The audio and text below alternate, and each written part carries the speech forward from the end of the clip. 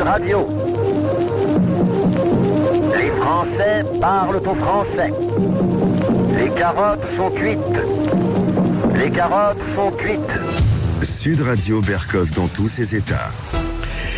Eh bien, il paraîtrait quand même, et ce n'est pas une mince information, à propos de la guerre en Ukraine, selon le Pentagone, selon des sources officielles du Pentagone américain, des missiles anti-char Javelin, des missiles antiaériens Stinger, des drones de combat Switchblade pourraient être passés au travers de l'inventaire faisant état, parce que tout le monde fait un inventaire, chaque nation, faisant état de l'aide militaire américaine envoyée en Ukraine. Et cela montrait, d'après toujours les sources du Pentagone, à $1 milliard. Je répète, $1 milliard. Mais de quoi s'agit-il ? Est-ce une douce habitude dans les guerres ou pas ? On en parle tout de suite avec Éric Dénessé. À tout de suite. Sud Radio André Berkov. Berkov dans tous ses états, ça balance pas mal sur Sud Radio. Merveilleuse chanson de Georges Brassens. Sur un poème d'Aragon, il n'y a pas d'amour heureux. Alors, ces soldats sans armes, évidemment, en ce moment, le drame de l'Ukraine devient assez terrible. Cette guerre, quand même, où on en atteint, on n'a pas les chiffres exacts, mais enfin des centaines de milliers de morts et de blessés. Bonjour Éric Dénessé. Bonjour. Vous êtes directeur du Centre français de recherche sur le renseignement.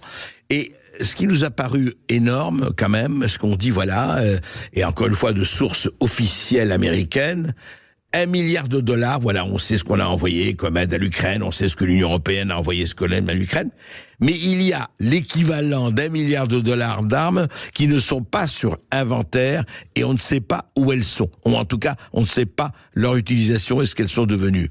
Est-ce que c'est quelque chose qui est du ressort des guerres à ce niveau-là, ou c'est quelque chose d'assez, quand même, le chiffre paraissant quand même énorme? Oui, j'ai envie de vous répondre les deux, mon général. Alors d'abord, je pense que le chiffre n'est pas si énorme que ça. Il est même certain, à mon sens, qu'il soit sous-estimé. Alors à la fois, bien sûr, ce qui se passe à chaque fois qu'il y a un conflit. Il y a évidemment soit des armes volées, soit des armes détournées, soit des armes prises à l'ennemi. Mais dans le cas de l'Ukraine, c'est particulièrement frappant. Alors, il y a plusieurs raisons à cela. Il faut rappeler depuis très longtemps, depuis la fin de la guerre froide, l'Ukraine a été la principale plaque tournante pour le trafic d'armes, essentiellement d'armes provenant de l'ex-Union soviétique, à destination des pays du tiers-monde.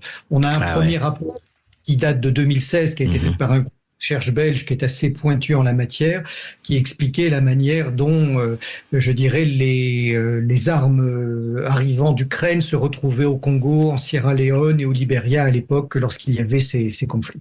Et donc, on a vu, avant même le conflit en Ukraine, cette plaque tournante alimenter beaucoup de conflits en Afrique, dans les Balkans, et c'est lié à la fois à la proximité qui existait avec l'URSS, comme on a connu en Libye, mais c'est surtout lié très nombreuses mafias ukrainiennes qui existent, qui étaient très réputées, qu'on essaie aujourd'hui de passer sous silence, mais c'était des 3 pays les plus corrompus du monde et une plaque tournante. On a là les explications. Les choses n'ont fait que se prolonger avec le conflit. Oui, c'est ça. Oui, vous voulez dire depuis pratiquement l'effondrement de l'URSS, depuis la fin de l'URSS, c'était une des plaques tournantes du trafic d'armes international. Oui, on a eu en plus. Il y a eu deux autres choses qu'il faut rappeler, c'est qu'en juillet 2022, c'est-à-dire quelques mois après le début de la guerre, il y a eu une réunion informelle des ministres de l'Union européenne à Prague, dans laquelle ils ont tiré une première fois la sonnette d'alarme en disant qu'il y avait un trafic illégal d'armes à feu assez incroyable. En novembre 2022, encore une fois, le président du Nigeria expliquait qu'il voyait arriver les armes ukrainiennes autour du bassin du lac Tchad. Quelque temps avant, d'autres personnes de RDC avaient dit qu'ils voyaient arriver des armes en provenance d'Ukraine dans la région des Grands Lacs. Les Congo, les Républiques démocratiques du Congo, oui. Voilà. Donc tout cela n'est pas nouveau. Les armes doivent transiter notamment par la Moldavie, la Transnistrie, d'où elles peuvent prendre la mer plus facilement que depuis les côtes ukrainiennes. Mais les trafics n'ont fait que s'accroître depuis le début de la guerre. Et donc je crois qu'il faut être très lucide. Le chiffre d'1 milliard ne me semble ni fantastique. D'ailleurs, je pense qu'on va découvrir que c'est davantage. Mais alors dites-moi, cet étonnement du Pentagone, parce que le Pentagone doit savoir comme vous, comme nous, ce qui se passe, et depuis longtemps, effectivement. Et quand vous dites juste juste, vous dites les 3 pays, juste Éric Dénessé, vous dites les 3 pays les plus corrompus du monde. Alors il y a l'Ukraine et il y a qui, les 2 autres? Alors là, je dois avouer que je ne me souviens plus quels sont les 2 autres, je dois me concéder. Mais enfin, on peut en trouver, hein. Oui, il y en a de nombreux, mais effectivement, c'était le premier pays le plus corrompu en Europe. Voilà, et les autres se situaient de mémoire en Afrique. Et alors, de ce point de vue-là, parce que pourquoi on en parle, parce que actuellement, vous savez, il y a les bruits on va en parler un peu, les bruits de négociations avec la Suisse, etc. Mais surtout, il y a effectivement Zelensky qui dit aux Américains, aux Européens, mais alors qu'est-ce que vous attendez? Je ne peux même plus payer les retraites des Ukrainiens. Qu'est-ce qui se passe? Et surtout, apparemment, alors, est-ce que vraiment se confirme le fait que les Américains, le Pentagone, y compris Biden et enfin le gouvernement Biden qui dit mais non, on va les aider jusqu'au bout, les 60 milliards, on va les donner, etc. Est-ce qu'il y a vraiment un coup d'arrêt des Américains aujourd'hui sur l'Ukraine?